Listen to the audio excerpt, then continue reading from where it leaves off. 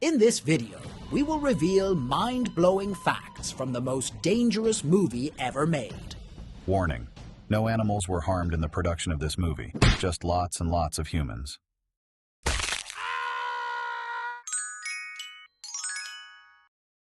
The film Roar was released in 1981 and featured Tippi Hedren and her then-husband, Noel Marshall, who also directed the movie.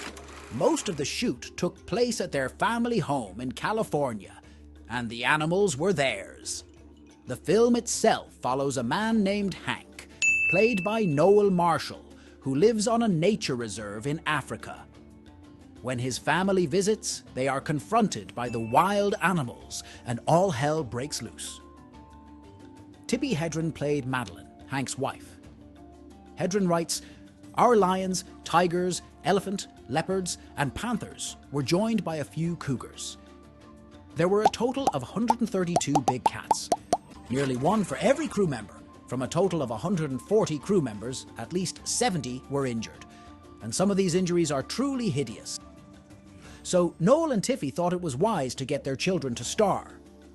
And funnily enough, it was Noel's son John who was attacked first. A lion took hold of his head for nearly half an hour, but John survived and received 56 stitches. The film took 5 years to make, and the $3 million budget increased to 17. Fortunately, they were able to save on fake blood thanks to the real blood from the many maulings and attacks. Yep, the blood in the film is real. The star of the show, Noel Marshall, was diagnosed with blood poisoning and contracted gangrene after countless attacks. Tippi Hedren also jumped on the gangrene bandwagon.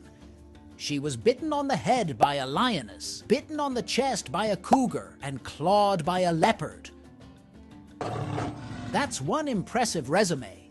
However, it was the elephant injury that caused the inflammation of the vein that led to gangrene. She was picked up by the elephant and dropped on her ankle. The elephant was called Tembo. Cinematographer Jan de Bont was badly injured. After being mauled and scalped by a lion, he received stitches.